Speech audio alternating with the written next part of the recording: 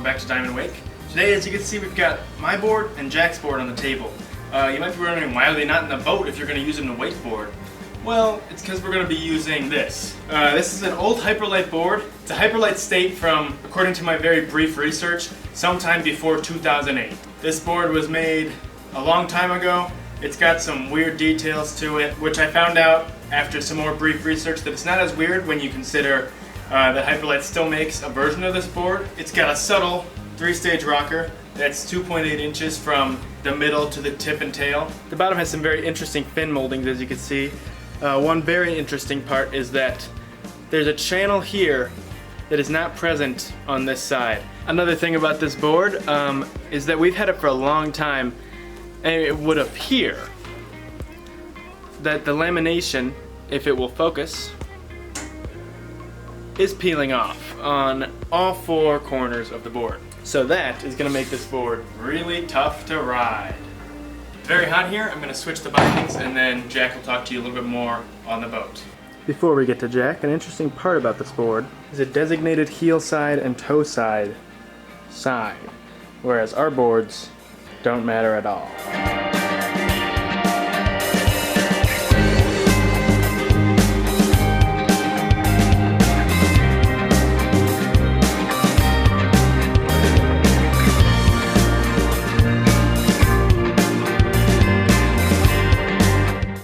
Why are we riding a different board today? To see how technology has changed over the years in terms of wakeboarding. How much better have boards gotten over the years? I can't say I'm really excited. I'm excited because it's new. I'm not excited because it's not You're saying it's new. The tail and the tip are very up, so it should be pretty poppy, especially because it's also a 145, which is kind of big. But we'll see how weight has to do with it and how the materials that they use in boards now have changed. This is the 1.0. If we buy a 2.0, we could direct compare them, but maybe they could send us one. Yeah. Hyperlight. Whoa! Send us your board.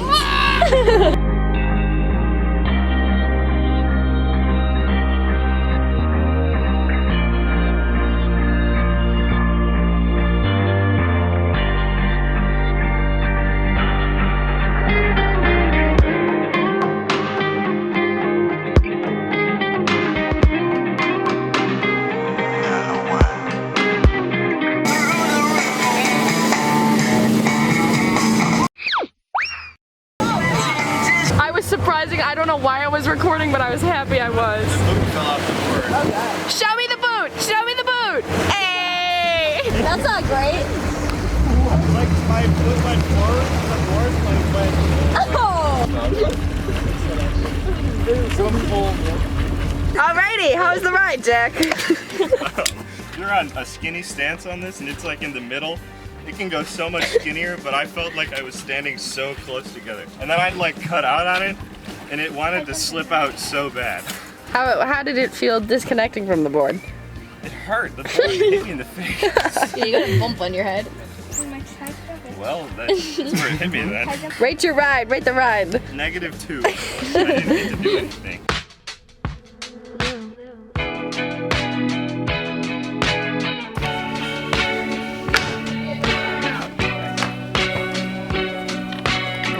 Found liquid force parts.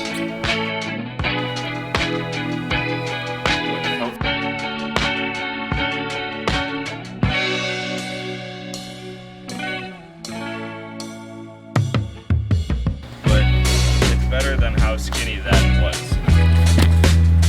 I think it'll stay. Good news.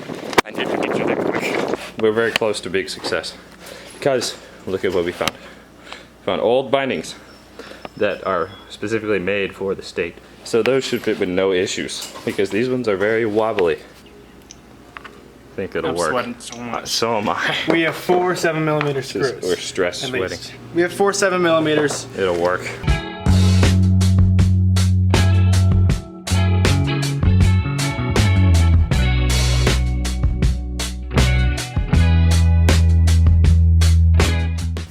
This is a lesson to just buy new stuff. If you want to use old stuff, you're going to struggle a lot more than just buying new stuff. So, my point has been proven.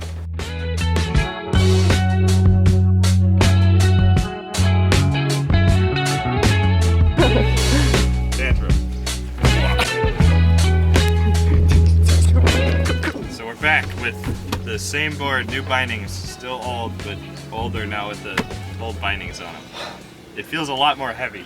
It could be the old bindings. They have a lot more thick to them. You can see there's like 2 layers of padding, and there's also a lot more metal, I'd say, in it. Used a lot of screw stuff. But we're gonna try it again, and hopefully it doesn't fall off this time.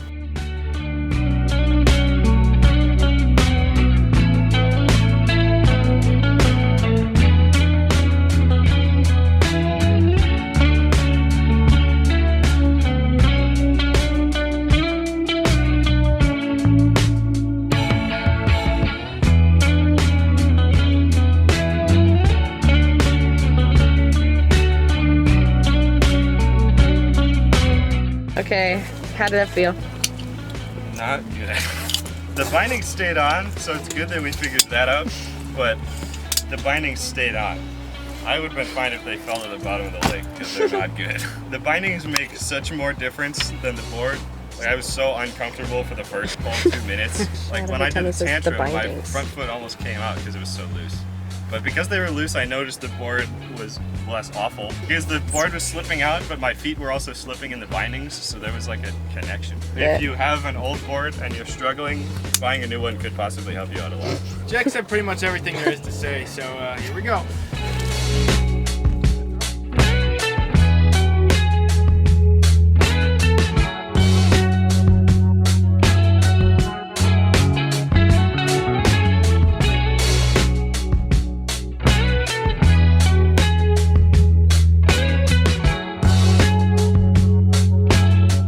So I don't know, I don't have much to say about the board. The 3-stage rocker was a little weird. These little flappy things definitely caught on the wake a couple times. My biggest problem is with these horrible bindings.